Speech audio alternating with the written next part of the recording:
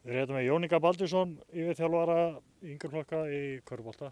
Jón Ingi, það stendur mikið til við næstu helgi. Íslandsmót í minnibolta, drengjastólna hérna á Akureyri. Það er töluvert. Það er töluvert, já. Við erum að fá hérna 2007 árganginn eins og hann leggur sig norður og það er bara frábært. Þetta er hátt í 400 krakkar, 380 krakkar kannski sem eru að koma. Bæði strákar og stelpur. Bæði strákar og stelpur. Það eru 50 strákarlið og 20 stelpulið. Sem er þetta, þið þurfa náttúrulega að dreifa þessu, þetta er ekki hægt að leggja þetta á eitt íþróttahús, þeir eru með þetta í 2 húsum. Já, stelpurnar verða í síðuskóla og strákarnir í höllinni. Og hérna það er að spila á 3 völlum, allt svo í höllinni og 2 í síðuskóla. Jón Ingi, við erum hérna að stundu tala um að Glerárskóli, íþróttahús Glerárskóla sé mekka okkar hérna. Hér verður margur körfuboltamaður í stígi sín fyrstu skref. Það er engin leikur hérna. Nei, það er engin leikur hérna, því miður. En samt gleðiefni því að á morgun hefjast framkvæmdir og þá að taka þakið í gegn og gólfið. Og lýsingu og loftræstingu og allur pakkið, þannig að þetta verður dásandarhús eða þetta verður búið. Já, hérna viljum við vera.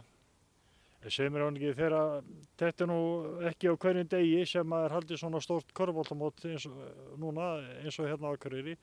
Það þarf nú töluverðan undirbúning að standa í svona. Já. Og við erum búin að vera síðustu daga á fullu, ég og úlingaráðið og stjórnin að setja þetta saman. Og hérna við þurfum að manna reitaraborð og það þarf að manna dómara og svo er að sjoppan og gæsla og það er ýmislegt. Það eru margar hendur sem koma að þessu. Já, það eru mjög margar. En þetta er gefandi? Já, þetta er mjög gaman og bara vonandi tekst þetta vel. Ef þetta tekst vel, er það ekki bara líklegt að verði fleiri mót sem hafa komið hingað norður? Jú. Það er bara einu svona nánast pottþétt. Ef við gerum þetta vel þá getum við bara haldið þetta á hverju vori. Erum við að sjá á móti erum við að sjá að vera krýndir Íslandsmeistarar? Já, þetta er síðasta mót vetrarins og það verða Íslandsmeistarar krýndir bæði stelpumegin og strákamegin.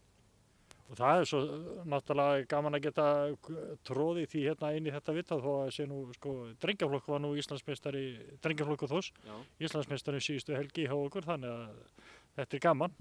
Þetta er bara, í þessu erum við til þess að vinna, það er bara svoleiðis. Við viljum vinna og þeir eru geggjaðir strákarnir, þannig að bara til hamingju strákar.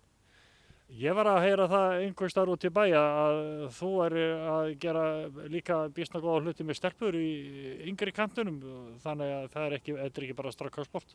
Nei, þetta er fyrir stelpur líka og 2008 árgangurinn okkar núna er frábær, vægast sagt. Og við vorum á mótum síðustu helgi og komumst upp í A-riðil loksins og þar enduðum við mótið í öðru sæti. En svo sem náðum ekki á lista yfir bestu liðina því að það eru fleiri mót sem telja en þetta eina til Íslandsmeistaratitils. En þær enduðu þarna árið á því að vera næstbestar og gríðarlegur efniviður þar.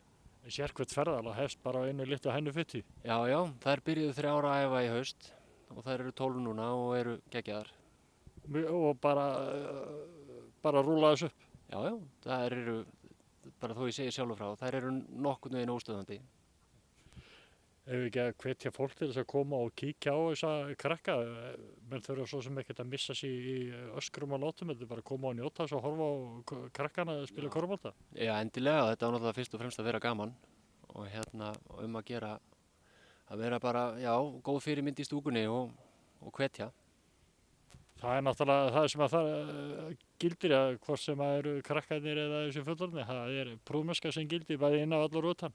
Já, sjálfsögðu. Við verðum að vera gera eins og við segjum. Við viljum ekki börnin séu dónaleg, þannig að við þurfum að vera til friðs sjálf.